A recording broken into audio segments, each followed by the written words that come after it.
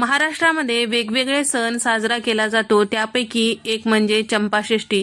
तर या दिवशी भरीत रोडगा केला जातो।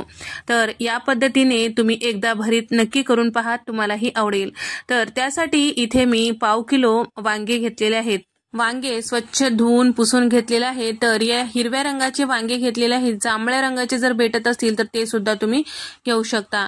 तर या पद्धतीने सुरीने किंवा चाकूने चीर देऊन पाहायचे आहे मधात कीड वगैरे नाही का। त्यानंतर यामध्ये आपल्याला लसूण छान रोवून घ्यायचं आहे, म्हणजे लसूण सुद्धा वांग्यासोबत छान असं भाजले जाते।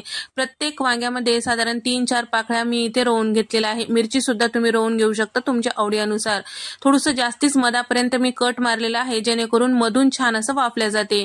तर थोडंसं तेल लावून घेऊया, म्हणजे पटकन याचा साल निघतो आणि पटकन वाफलं जातो।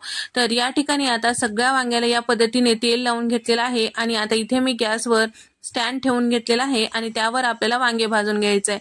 मोठ्या आकाराचे असल्यामुळे प्रत्येक वेळेस मी 2 असं भाजून घेतलेलं आहे।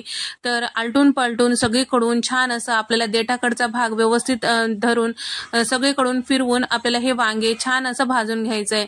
सगळीकडून काळपट रंग आला पाहिजे, म्हणजे मधात वांग छान असं शिजल्या जाते।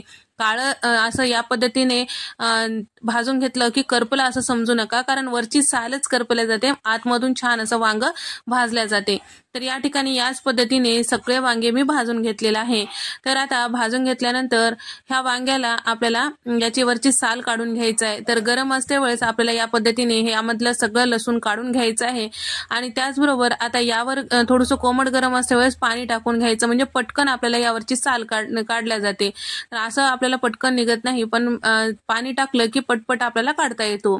तर या ठिकाणी या पद्धतीने साल काढून घेतलेला आहे, तुम्ही बघू शकता। आता आपल्याला हे वांगे जे आहेत ते देठ कट करून की आपल्याला हे सगळं मॅश करून घ्यायचं आहे। तर थोडंसं आपल्याला ह्या काट्याच्या चमच्याने या पद्धतीने मॅश करून घेतलं की छान व्यवस्थित मॅश होतो, किंवा मॅशरने सुद्धा तुम्ही मॅश करून घेऊ शकता। तर इथे आपलं भरीत छान असं मॅश झालेलं आहे। अगदी बारीक करायची गरज नाही, कुठे कुठे त्याचे चंक्स असले पाहिजे। याच पद्धतीने इथे मी वांगे जशा पद्धतीने भाजून घेतलेले आहे त्याच पद्धतीने साधारण 8 ते 10 हिरव्या मिरच्या सुद्धा भाजून घेत आहे। तर या पद्धतीने भाजून घेतल्यामुळे मिरच्याला सुद्धा स्वाद छान येतो। तर आता याला खलबत्त्यात छान असं कुटून घेत आहे आणि सोबतच चमचाभर जिरे सुद्धा टाकून घेतलेलं आहे आणि त्याचबरोबर इथे मुठभर कोथिंबीर सुद्धा टाकून घेतलेलं आहे। सगळं छान असं कुटून त्याचा ठेचा तयार करून घेतलेला आहे। खलबत्त्यात कुटून घ्या, म्हणजे चव छान येते, नसेल तर मिक्सरला फिरवून घ्या। आता कढईमध्ये साधारण इथे मी एक 5 चमचे तेल टाकून घेतलेलं आहे, अर्धा चमचा मोहरी टाकून घेतलेली आहे आणि अर्धा चमचा जिरे टाकून घेतलेला आहे। सोबतच इथे मी कांद्याची पात टाकून घेतलेली आहे, साधारण 2 कप इतकं कांद्याची पात आहे आणि त्यावर जे पातीचा कांदा असतो ते सुद्धा बारीक चिरून घेतलेला ते सुद्धा टाकून घेतलेला आहे। चंपाषष्ठीच्या भरितामध्ये विशेष करून हे कांद्याची पात वापरली जाते, नक्की आवर्जून वापरा, म्हणजे चव छान येते। 2 मध्यम आकाराचे टोमॅटो बारीक चिरून घेतलेलं होतं ते टाकलेलं आहे। तयार करून घेतलेला ठेचा जे होता ते टाकून घेतलेला आहे। आपण लसण भाजून घेतलं होतं वांग्यासोबत, ते सुद्धा छान असं काट्याच्या चमच्याने छान असं त्याला मॅश करून घेतलेलं होतं ते सुद्धा टाकून घेतलेलं आहे। चमचाभर यामध्ये धने पावडर टाकून घेतलेला आहे, अर्धा चमचा हळद टाकून घेतलेला आहे, अर्धा चमचा गरम मसाला। तर काही ठिकाणी गरम मसाला वापरला जातो तर काही ठिकाणी वापरत नाही, तुमच्या आवडीनुसार तुम्ही करू शकता।